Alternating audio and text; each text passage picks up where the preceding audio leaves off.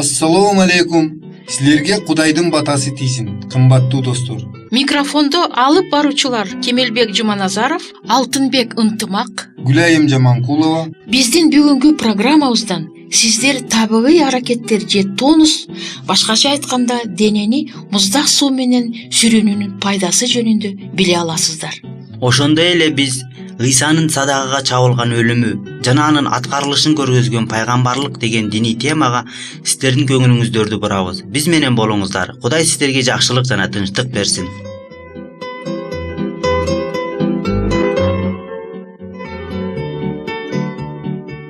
Көптөгөн адамдар суук тийгенден көп ооруларга кабылышат же буттары, колдору муздап кыйланышат. Мунун бардыгы кандын начар айланышынын негизинде болот. Кан бул өмүр. Эгер сиздин кан айланууңуз начар болсо, анда ар кандай ооруларга учурашыңыз мүмкүн. Белгилүү жазуучу Елена Уайт мындай деп жазган: Көп адамдар күнүгө муздак сууга түшүүдөн пайда алышат. Мындан кандын айланышы жакшыргандыктан ар кандай суук тию ооруларына каршы турууга көмөк берет. Кан теринин үстүнө чейин келип, анын өлчөмү көбөйөт. Акыл эс менен дене сергийт. Муздак суунун денеге тийгизген пайдасын изилдеген врачтар муздак мээлей менен сүрүүнү деп аталган өзгөчө ваннаны сунуш кылышат. Муздак суунун денеге тийгизген пайдасын изилдеген врачтар муздак мээлей менен сүрүүнү деп аталган өзгөчө ваннаны сунуш кылышат. Муздак суу ичики дейт кээ бирөөлөр. Мен муздак сууну жаман көрөм, мага суук тиет. Муздак деген сөздөн коркпогула. Бул денени чыңдай турган процедура. Аны көп ооруган жана муздак суудан корккон адамдар жасап көрүшү керек. Муздак суу менен сүрүүнү адамды сергек кылат, жүрөктүн иштешин жана кан айлануусун жакшыртат. Эмесе муздак мээлей менен денени кантип туура сүрүүнү керек?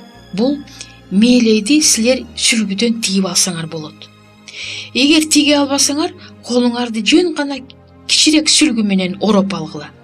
Раковинага же чылапчынга муздагыраак суу толтургула. Сүрүнө турган бөлмөңөр жылуу болуш керек. Мээлейиңерди же сүлгүнү аябай суулап, анан катуу сыккыла. Бат-бат колуңардын манжаларын, билегиңерди, ийниңерди сүргүлө. Колуңар кызарып, ысыганча сүргүлө. Колуңарды жылуу суу менен кургаткыла. Бул силердин биринчи сүрүүнүңөр. Экинчи күнү ошол эле колуңарды, сол колуңарды дейли, жана оң колуңарды жана билегиңерди сүргүлө. Териңерди жылыткыла. Үчүнчү күнү эки колуңарды жана көкүрөгүңөрдү сүргүлө. Төртүнчү күнү эки колуңарды көкүрөк жана ичиңерди сүргүлө. Бешинчи күнү эки колуңарды, көкүрөгүңөрдү, ичиңерди жана бир бутуңарды. Алтынчы күнү буларга экинчи бутуңарды кошкула. Жонуңарды эң акырында сүргүлө. Бул үчүн узун, одура кайраак махровый сүлгүнү пайдалангыла. Аны муздак сууга салып, сыгып, эки учунан кармап, жонуңарды сүргүлө. Андан кийин мойнуңарды, бетиңерди абайлап сүргүлө. Мээлейиңерди же сүлгүнү жылытпай, улам муздак сууга бат-бат салып тургула. Бир аз мезгилден кийин силер бул процедурага көнүп каласыңар. Анан бир эле жолу бүт денеңерди сүртсөңөр болот. Бул бар болгону 5-10 мүнөт вактыңарды алат. Эгер сүрүнгөндөн кийин чарчап калсаңар, чочубагыла. Бир аз жатып эс алгыла. Бирок муздак сүрүүнүсүз тура албай калганча чымырканып чыдагыла. Ошондо муздак сүрүүнү силер үчүн өнөкөткө айланат. Муздак сүрүүнүнүн пайдасы тууралуу айта кетейин. Бул процедура мүмкүн бүтөлүп калган кан тамырларын ачат. Сүрүүнүнүн натыйжасынан кан айланышы жакшырат. Ал эми кан, өмүр жана ден соолук. муздак сүрүнү ар кандай ооруларга каршы тура алган биздин терибизди чыңдайт. Ал эми таза, оорусу жок тери микробторду жок кыла алат. Мындан тышкары тери дагы күндүн нурун чогултуп, D витаминин иштеп чыгарат. Бул D витамини кан аркылуу денеге таралат. Ал эми жакшы кан айлануу дене көнүгүүлөрүнүн жана муздак суу менен сүрүнүүнүн негизинде болорун биз эми билдик. Муздак сүрүнүүнүн дагы бир нече өзгөчөлүктөрүн айта кетейин. Кандагы кызыл жана ак шарикчилердин өлчөмү көбөйөт. Ал эми кызыл кан шарикчилери дененин ар бир клеткасын азыктандырарын жана таштандыларды бөлүп чыгарарын биз билебиз. Ак кан шариктери болсо ар кандай оорулардын микробторуна каршы турушат. Мына ушинтип муздак суу менен сүрүнүүнүн негизинде жашоого эң керек болгон кызыл жана ак кан шариктеринин өлчөмү көбөйөт. Ал эми организмдин чын болуп жана ар кандай сок тийүү ооруларынан алыс болору өзүнөн өзү эле белгилүү. Кандай арзан жана жеңил процедура. Ал эми пайдасы канча? Мына эми ушулардын бардыгын билгенден кийин муздак суу менен сүрүнүүнү баштоону кааладыңарбы, кымбаттуу достор?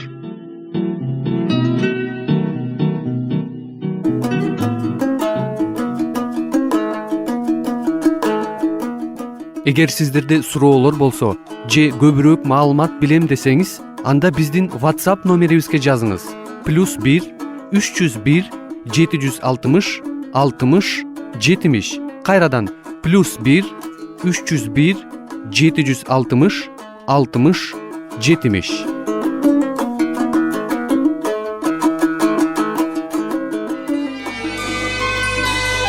Сиздер Мен жана Дүйнө радио программасын угуп жатасыздар.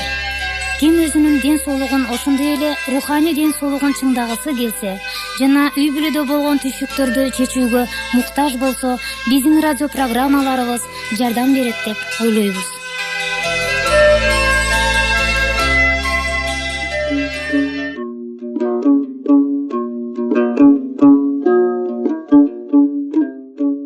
Бир мүнөттөн кийин Исанын садага чабылган өлүмү жана анын аткарылышын көргөзгөн пайгамбарлык деген диний темага сиздердин көңүлүңүздөрдү бурабыз.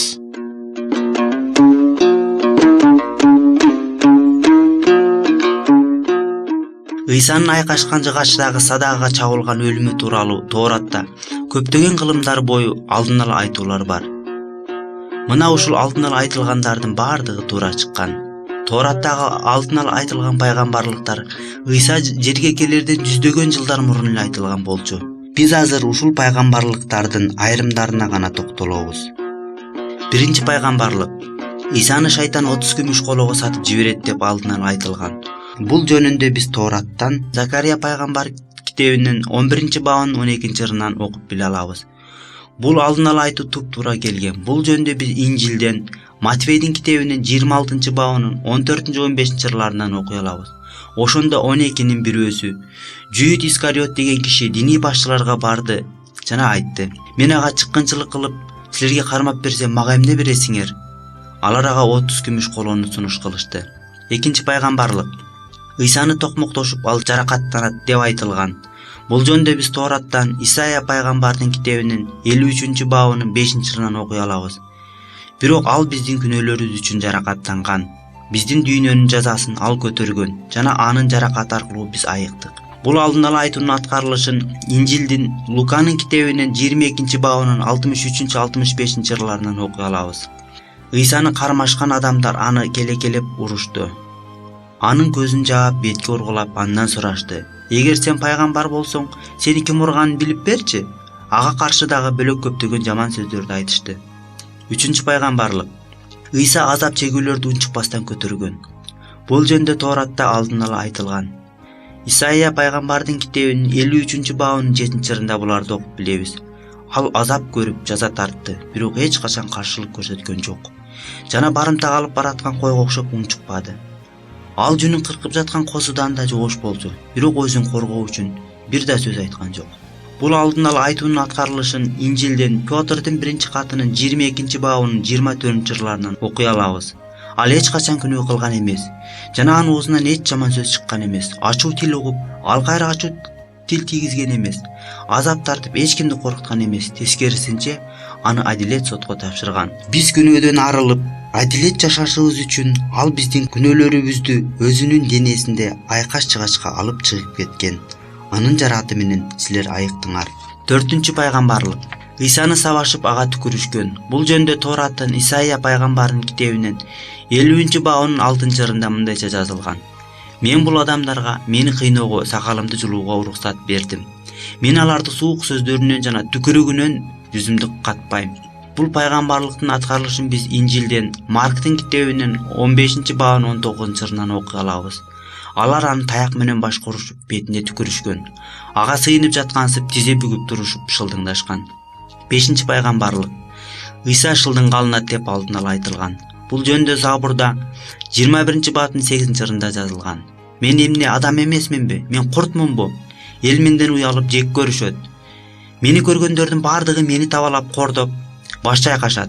Бул пайгамбарлыктын аткарылышын Инжилден Матфейдин китебинен 27-бабынын 39-42-ырларынан окуй алабыз. Өтүп бараткандар болсо баштарын чайкап, аны жамандашты жана айтышты: Ибадаткананы бузуучу жана 3 күндө тургузуучу, өзүңдү өзүң куткар.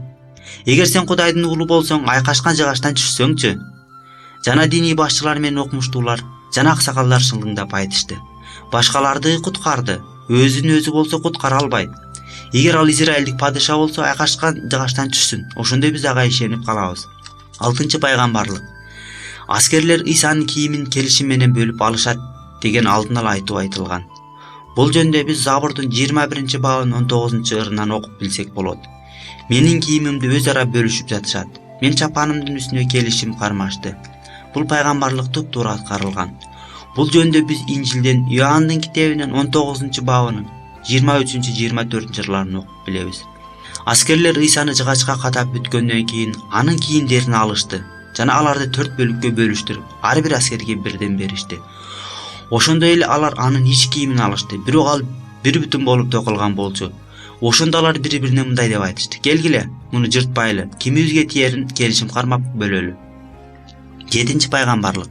Исага бузуклар менен бирге өлүм камдалган. Бирок аны бай адам көмөттөп алдын ала айтуу болгон. Бул жөндө биз Тораттан Исайя пайгамбардын китебинен 53-бабынын 9-ырынан окуп билебиз. Ага бузуклар менен бирге күмбөз камдашкан, бирок аны бай адам көмгөн. Бул алдын ала айтуунун аткарылышын биз Инжилден Матфейдин китебинен 27-бабынын 57-60-ырларынан окуй алабыз.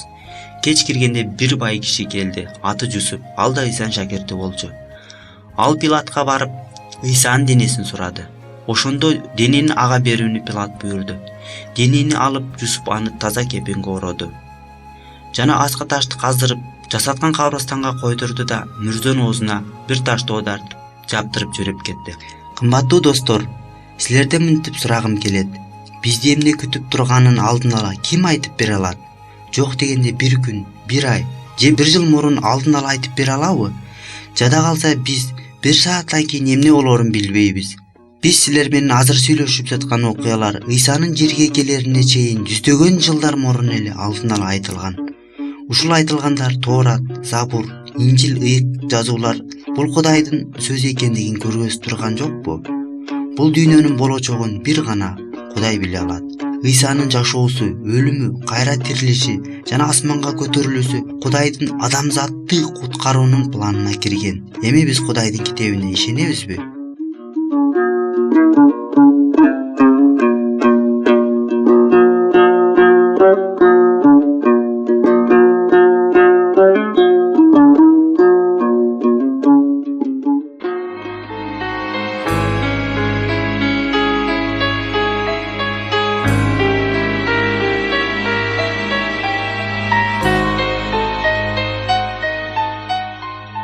Ал эми азыр болсо ыйык жазуунун барактарын ачып, Ыйсанын "Мен кең пейил кайтаруучумун" деп өзү жөнүндө айткан жерин окуйбуз.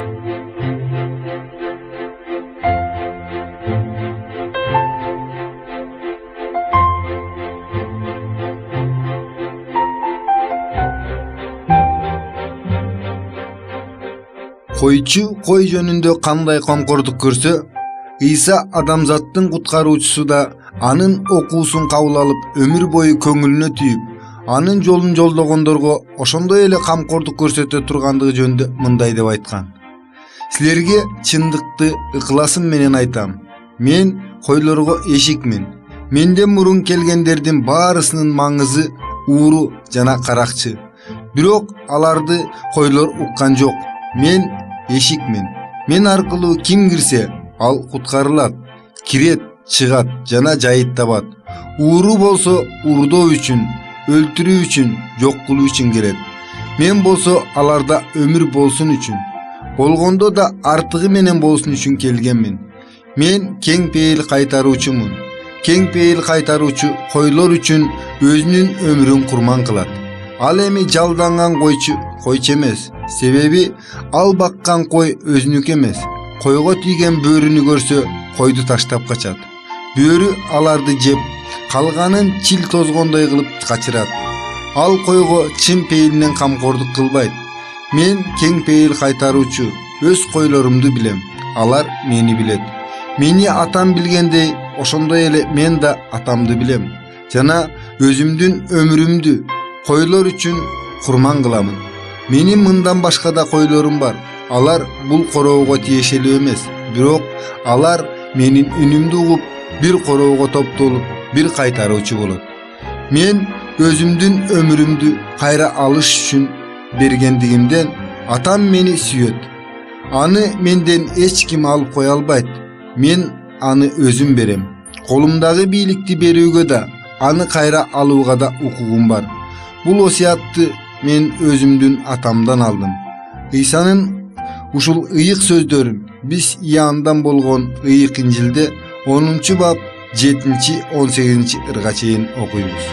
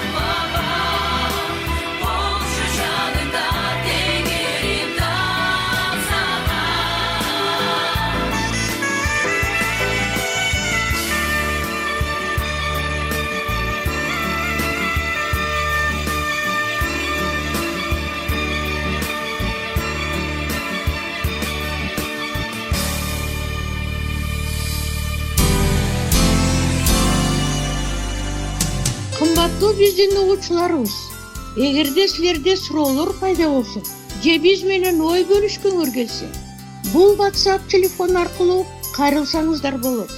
+996 705 28 48 07. Кайталаймын. +996 705 28 48 07. Жана жаңы маанилүү видеолорду өткөрүп жибербөө үчүн биздин каналга жазылыңыздар. Ден соолукта болгула. Кудайым силерге батасын берсин.